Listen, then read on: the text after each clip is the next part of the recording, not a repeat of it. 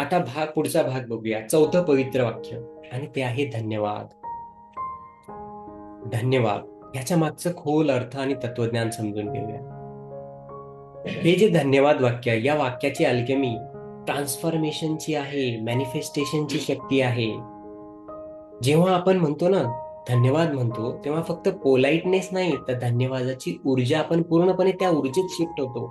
जेव्हा आपण धन्यवाद म्हणतो तेव्हा व्हिक्टिम मेंटॅलिटीला आपण क्रिएटर कॉन्शियसनेस मध्ये ट्रान्सफॉर्म करतो.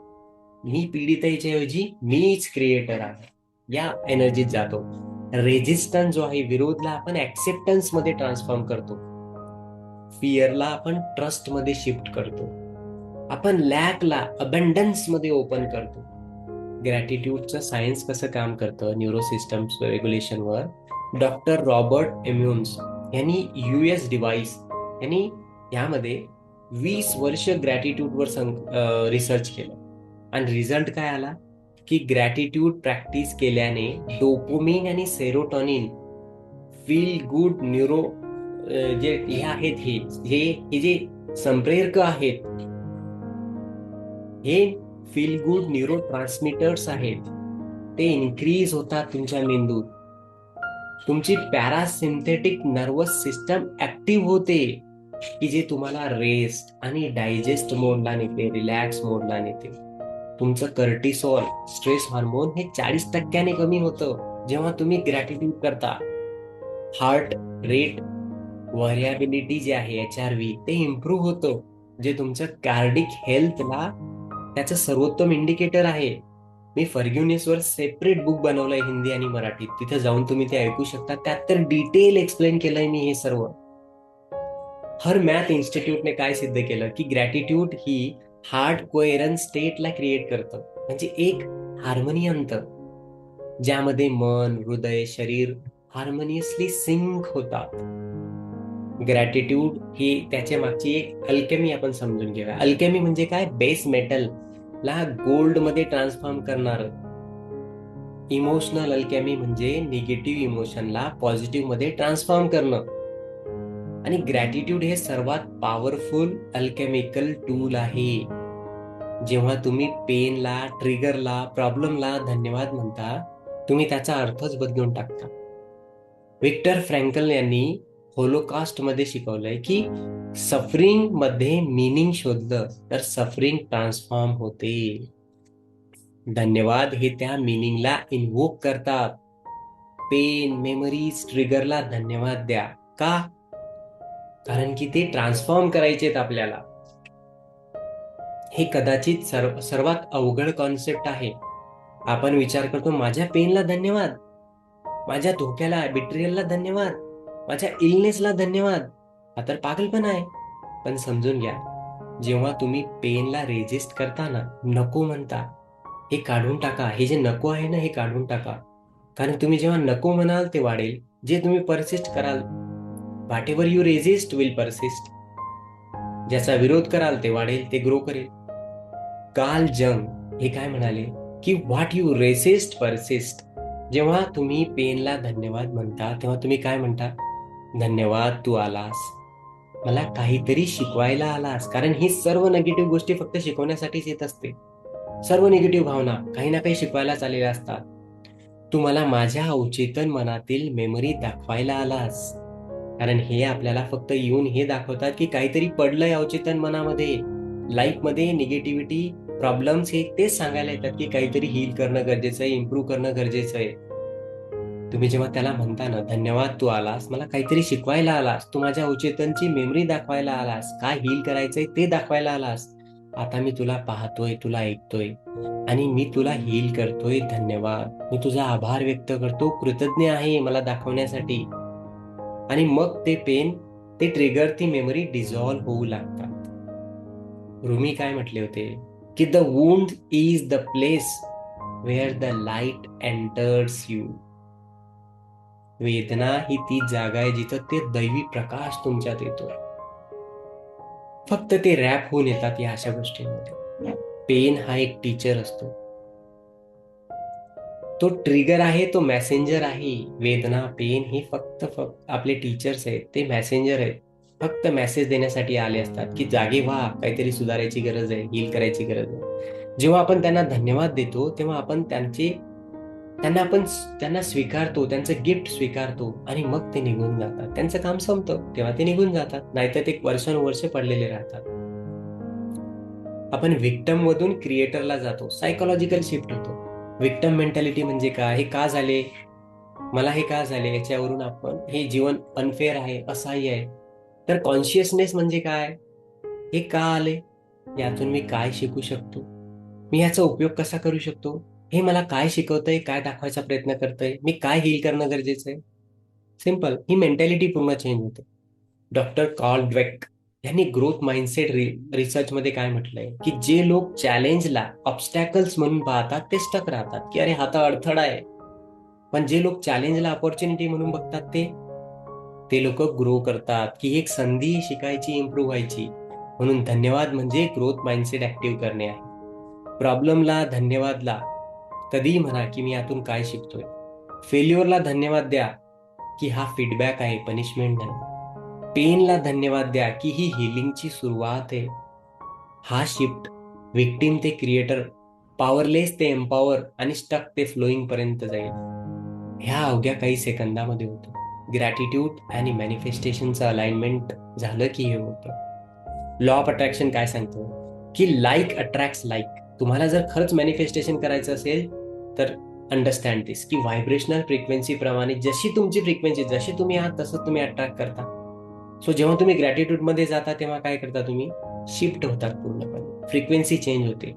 डॉक्टर डेव्हिड हॉकिन्स यांच्या मॅप ऑफ कॉन्शियसनेस मध्ये शेम काय, शेमची फ्रिक्वेन्सी काय 20, फिअरची 100, अँगरची 150, ऍक्सेप्टन्सची 350, लवची 500, ग्रॅटिट्यूडची 540.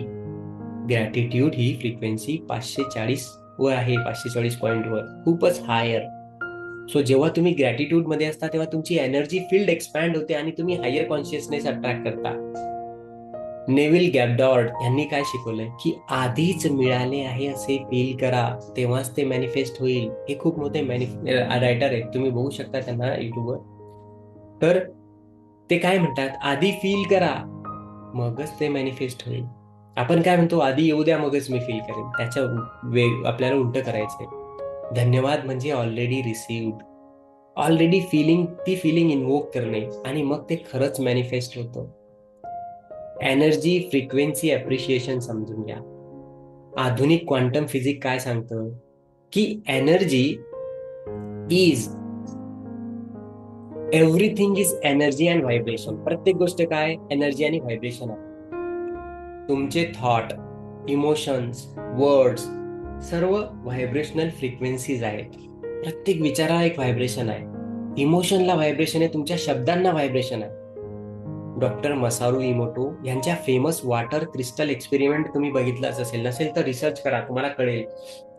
गुगलवर इमेजेस अवेलेबल आहेत. जेव्हा पाण्याला तुम्ही थँक्यू म्हणता ना, तेव्हा त्याच्यात ते क्रिस्टल बनतात, ते सुंदर असतात, सममितीय क्रिस्टल बनतात, हार्मोनियस क्रिस्टल बनतात. त्यांच्या रिसर्चमध्ये तेच बघितलं, की पॉझिटिव्ह बोललं तर काय होतं, निगेटिव्ह बोललं तर काय होतं. जेव्हा आय हेट यू म्हटलं गेलं ना पाण्याला, तेव्हा क्रिस्टल हे डिस्टॉर्टेड, केओटिक आणि ब्रोकन क्रिस्टल बनले. पण जेव्हा थँक्यू म्हटलं तेव्हा अतिशय सुंदर. आणि आपल्या शरीरात तर 70% पाणी.